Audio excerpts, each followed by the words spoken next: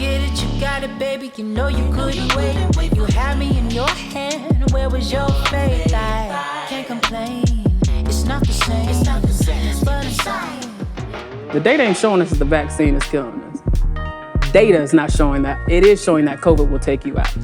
Like personally, I had COVID in July. It was awful. I got vaccinated, and I am still dealing with discrimination from my own friends, my Black friends, because I got the vaccine.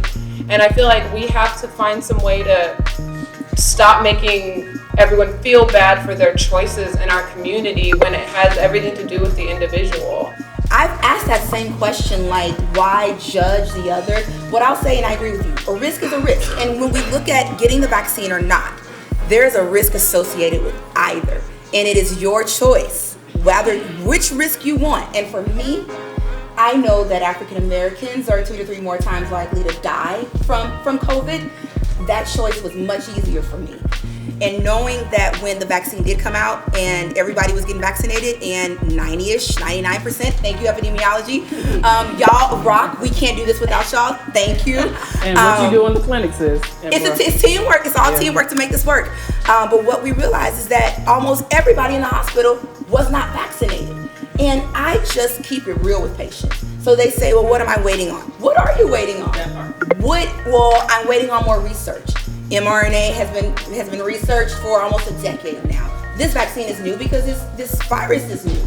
But just having common sense questions and asking kind of that readback. You know, I'm waiting. I'm just still waiting. What are you waiting on?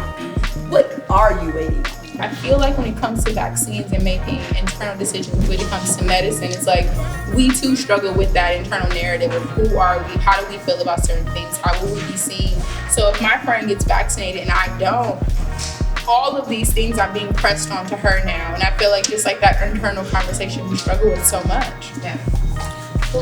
Why we also contract COVID more is because our disproportionate, the health issues come before that. So it's like, that's not a part of the conversation when we're talking about COVID, and that's huge when talking about why Black folks contract COVID higher than everybody else, because our health risks are higher than they call them comorbidities. And how we die. Right. And how we die is that the system is also not set up, and it's set up with bias. You may still get the infection. The idea of the vaccine in this particular case is to decrease the risk of death and decrease the risk of hospitalization and severe illness. And that's and spreading to others. And so we were looking for this herd immunity to try to decrease the possibility of spread. But the other side of it was that the vaccine, if you do get the infection, you're less likely to be in the hospital, so that frees up beds for those that may have had a heart attack, for those that broke their foot and they need to be in the hospital. There's a bed available now if you get the vaccine. These 3 words will save your life. Don't project, don't assume. Tell me more about your vaccine decision.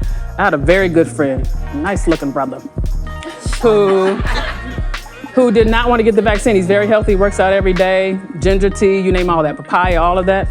So, I never got the flu shot either. Oh, okay, cool, why not? Because I don't ever get sick. Oh, how you know that?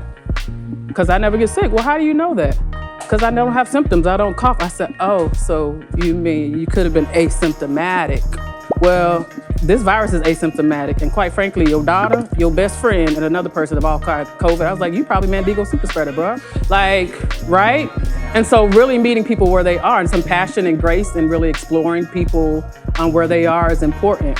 When you're connecting with another human being, you want them to feel understood and connected with. And validation doesn't mean that I agree. Validation means I hear what you're saying and I hear where you're coming from. And so I think if we did more validating conversations in general, it would make the world a better place. And then people would be less likely to get defensive, which is what usually we get defensive. And then it's like, the equity piece is like, let me be as compassionate and as loving as possible for you, person who the world said is not worthy of love. That's bull, that's BS, right? So let me really, if I'm gonna do anything, I'm gonna be compassionate and loving towards you. Let me tell you something. We got 700,000 people in the ground. Most of them look like us because of comorbidities or a system that does not afford us the opportunity to be well. There are some luxuries we cannot gamble with.